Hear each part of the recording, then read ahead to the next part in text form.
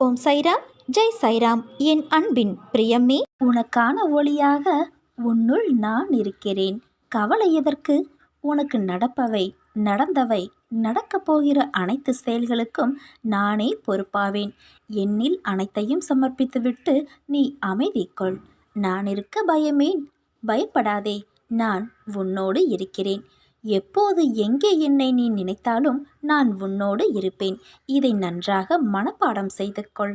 என் மீது நீ வைக்கிற நம்பிக்கையால், உனது உறுதியான பக்தியால் வேண்டிக் கொள்ளும் அனைத்தும் உனக்கு கிடைக்கும் என்பதை அறிந்து கொள்.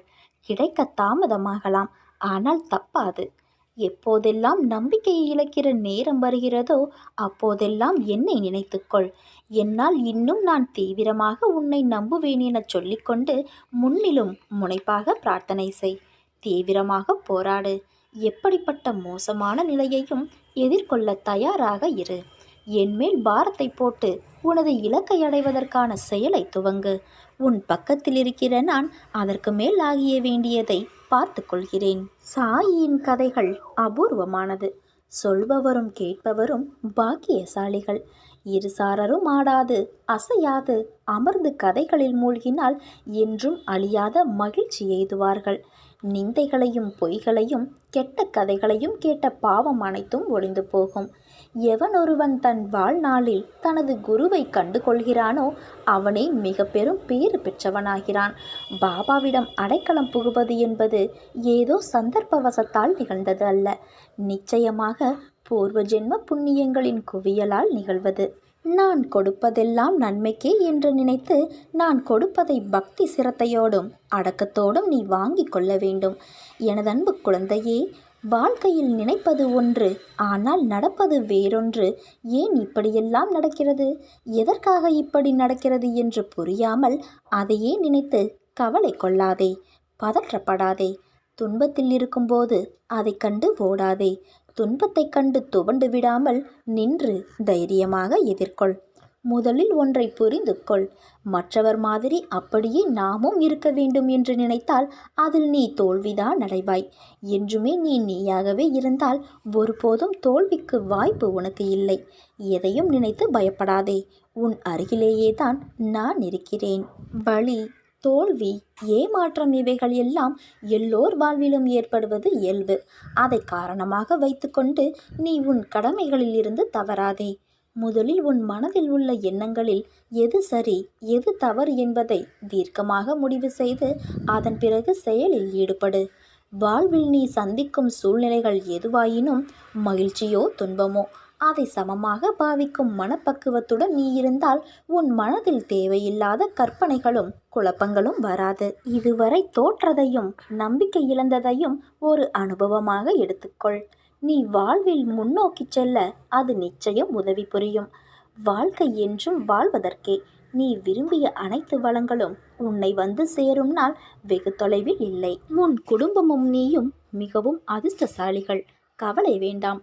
உன்னுடைய கவலைகளையெல்லாம் நான் கவனித்துக் கொள்வேன். 6 ஆண்டு காலமாக உன்னை வாட்டிய சிக்கலான விஷயம் ஒன்று சுமூகமான தீர்வை எட்டும். ஒரு புகையிலை குழாயும் புகையிலையும் என் நினைவாக வாங்கிக் கொடு. பிறகு உனக்கு அதிர்ஷ்டம் மேல் அதிர்ஷ்டம் வரும். மிகப்பெரிய மாற்றம் உன்னை நோக்கி வந்து கொண்டிருக்கிறது. அதை வரவேற்க நீ காத்திரு என் குழந்தையே.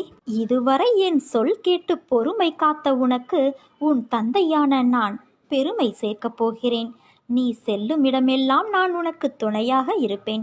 நல்லதே நடக்கும் என் குழந்தையே. உன் தூய பக்தியே உன் விதியை மாற்றும் சக்தி. நீ ஏன் ஒரு சிறிய விஷயத்தை கூட பெரிய விஷயமாக பார்க்கிறாய்? அனுசரித்து போக வேண்டும் என்று சொல்கிறேன். பொறுமையை கையாண்டு வாழ்பவர்கள் வாழ்க்கையை ஜெயிப்பதற்கு பிறந்தவர்கள். ஒருவர் உன்னை எந்த வகையில் அலட்சியப்படுத்தினாலும் அதை நீ உன் மனதிற்குள் எடுத்துக்கொள்ளாதே. புறக்கணிப்பு என்ற இடத்தில்தான் உனக்கான சரித்திரம் உருவாகிறது. அந்த இடத்திலிருந்துதான் விருட்சமாக நீ வளரப்போகிறாய். நான் மட்டுமே அனுசரித்து போக வேண்டுமா என்று நினைக்காதே. நீ இப்படி நினைத்தால், இப்படியே இருந்தால் இறுதியில் சண்டையிலும் வாக்குவாதங்களிலும் தான் முடியும். அமைதியாயிருப்பது சிறந்தது. பல பிரச்சனைகளிலிருந்து உன்னை காக்கும் கவசமாய் அது விளங்கும். அமைதியாக உன்னை நீயே தியானித்துக்கொள். ஒரு அமைதியான பூங்காவனம் உன் மனதில் பூக்கும். நிம்மதி தென்றலாய் வீசும். மகிழ்ச்சி மலர்களின் வாசமாய் உன் முன் நறுமணம் தூவும். உன் கோபங்கள், ஆதங்கம், வருத்தங்கள், உன் எதிர்மறை எண்ணங்கள், கெட்ட எண்ணங்கள் என எல்லாம் அந்த அமைதி நிலை முன் மண்டியிட்டு குலைந்து போகும். அதனால் இப்போதுள்ள சூழலில் உன்னை காக்கும் கவசம் அமைதிதான். அதை நீ கடைப்பிடி. உன் வாழ்வு இனிமையாகும். வாக்குவாதங்கள் என்றைக்கும் எதற்கும் தீர்வு அல்ல என் குழந்தையே. அதை நீ ஒருபோதும் செய்யாதே. ஒருவர் உன் முன் செய்கின்ற செயல் பிடிக்கவில்லை என்றால் தன்மையாக சொல்லிப்பார். கேட்கவில்லை என்றால் நகர்ந்து வந்துவிடு. அவர்களிடம் வாக்குவாதங்கள் செய்தால் உன் நிம்மதிதான் பறிபோகும். அதற்கு என்றைக்கும் நீ இடம் கொடுக்காதே குழந்தையே. நீ ஜெயமாக எல்லா செல்வ வளங்களையும் பெற்று சீரும் சிறப்புமாய் நல்ல பெயரோடு நிம்மதியான வாழ்க்கையை வாழப்போகின்றாய். உன் மனமானது தடுமாறும். முன்னே செல்ல 4 படிகள் ஏறினால் பின்னே இழுக்க உன் எண்ணங்கள் உன்னை குழப்பும். மனதை ஒருமுகப்படுத்து. உன் சிந்தனை கொஞ்சம் கொஞ்சமாக சீராகும்.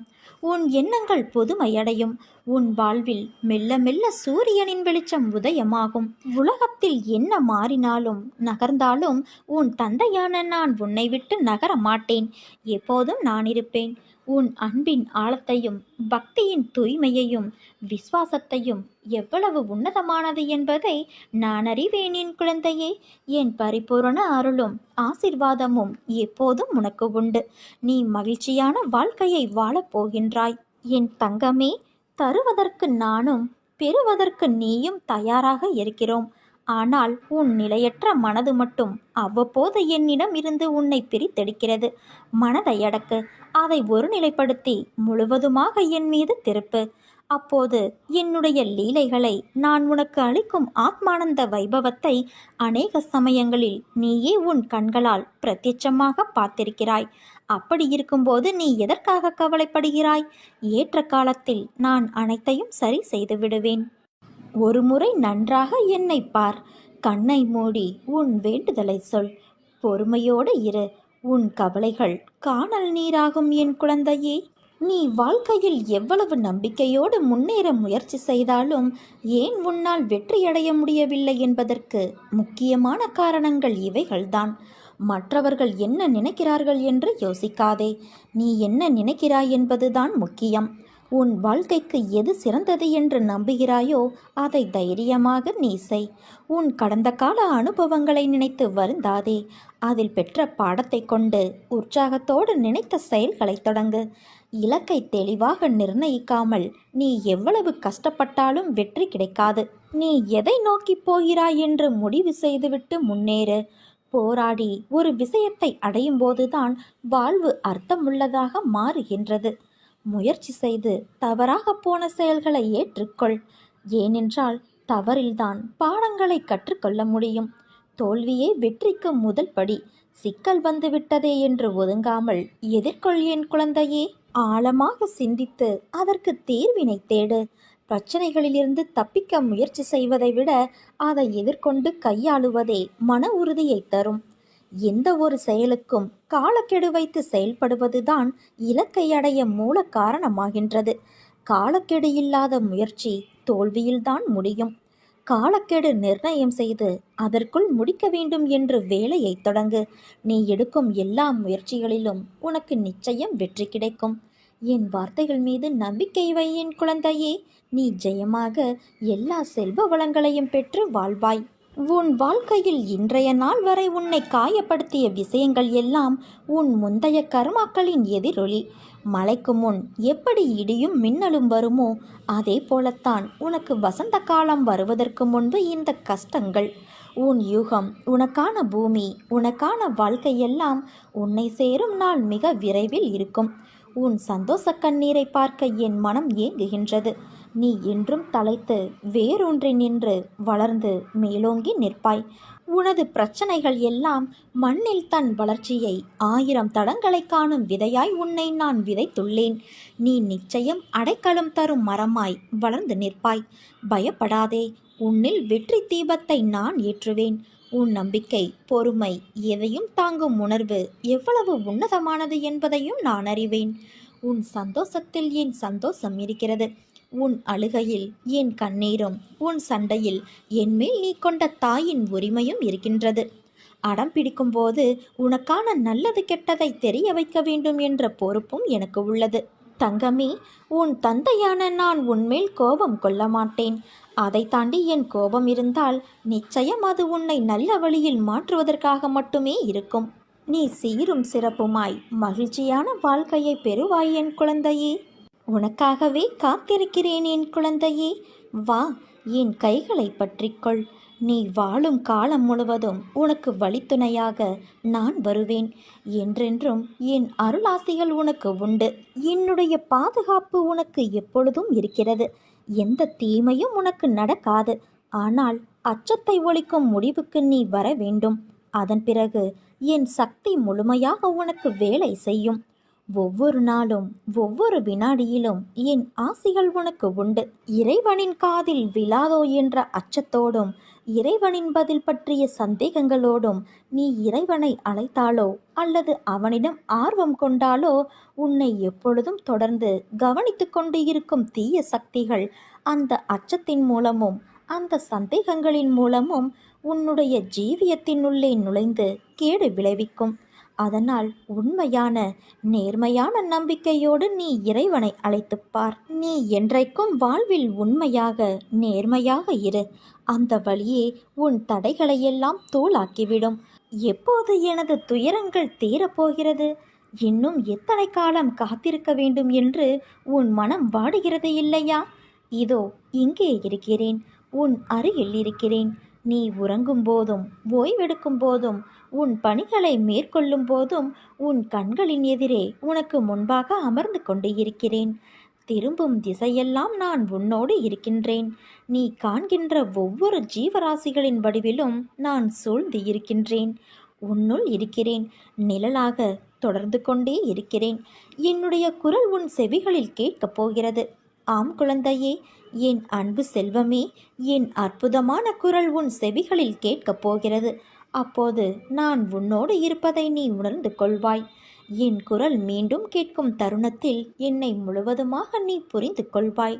நான் இருக்கும்போது நீ எதற்காக பயந்து ஓடுகிறாய்? என் பார்வைக்கு மிஞ்சிய சக்தி எதுவும் இல்லை. நான் உன் நிழலாக இருக்கும்போது நீ எதற்கும் கலங்காதே. உன் வாழ்க்கையில் எது நடந்ததோ அவை அத்தனையும் நடந்து முடிந்துவிட்டது. இனி எதுவும் உன்னை துன்புறுத்தப் போவது இல்லை. வாழ்க்கையில் மிக வேகமாக வளர்ந்து நீ வாழப்போகின்றாய். கலங்காதே. அனைவரும் வியக்கும் வண்ணம் நீ உயரப் போகின்றாய். தேவையில்லாமல் மனதில் கற்பனையை வளர்த்து கொள்ளாதே. என்னை மீறி எதுவும் நடைபெறாது. உனக்கு வேண்டியதையெல்லாம் நான் வழங்கப் போகிறேன். காத்திரு என் அன்பு செல்வமே. நான் எப்போதும் உன் தந்தையான நான் உனக்கு எப்போதும் துணையாக இருப்பேன். தந்தை இல்லாமல் பிள்ளை தவிப்பதைப் போல நான் இல்லாமல் இந்த உலகில் எப்படி வாழ முடியும் என்று நீ துடிப்பதை நான் காண்கின்றேன். நான் உன்னோடு தான் இருக்கின்றேன். நீ எங்கு சென்றாலும் உன்னோடு நிழலாக பயணிக்கின்றேன். உன்னுடைய அடுத்த கட்ட பயணங்கள் குறித்து நீ பேசுவதை கேட்டுக்கொண்டுதான் இருக்கின்றேன். அதிலும் நான் உனக்கு துணையாக இருப்பேன். எந்த ஒரு முடிவையும் தைரியமாக எடு. உன்னோடு உன் தந்தையான நான் இருப்பேன். என்னிடம் கண்ணீர் விட்டு சொல்லிவிட்டாய். உனக்கானது உன்னை வந்து சேரும் குழந்தையே. மகிழ்ச்சியோடு இரு. ஆகாயமே இடிந்து உன் தலை மீது விழும்படியாக ஏதாவது பெரிய தீமை வந்தாலும் அப்போது என்னை உன் நினைவில் கொள். நீ கடக்கும் பாதை எப்படிப்பட்டதாயிருக்கும் என்று நீ யோசிக்காதே. அது நான் காண்பிக்கின்ற பாதை. அதில் என் துணை உனக்கு நிச்சயம் இருக்கும் என் குழந்தையே. உன்னை பாதுகாப்பதற்கே நான் இருக்கின்றேன். உன் உற்றார் உறவினர் நண்பர்களே உனக்கு துரோகம் இழைக்கிறார்களே என்று வருந்தாதே. அதை எப்படி எதிர்கொள்வது என்று நிதானமாக யோசித்து அறிந்து கொள். நட்பு பாசம் இல்லாமல் பணம் ஒன்றே குறிக்கோளாய் கொண்ட வியாபாரிகளான இவர்களுக்காக கவலைப்படாமல் உன் மனதை ரணப்படுத்திய நிகழ்வுகளை மறந்து உன் லட்சியத்தை அடைவதில் மட்டுமே நீ கவனம் செலுத்த வேண்டும். வாழ்க்கையில் சாதிக்க வேண்டும் என்றால் தேவையற்ற பேச்சை குறைத்து தீர்க்கமான செயல்களில் மட்டும் ஈடுபடு. இவைதான் உன் லட்சியத்தை அடைய செய்யும் உத்திகளாகும். வாழ்க்கையில் தோற்றுக்கொண்டே இருக்கிறோமே என்று கவலை கொள்ளாதே குழந்தையே.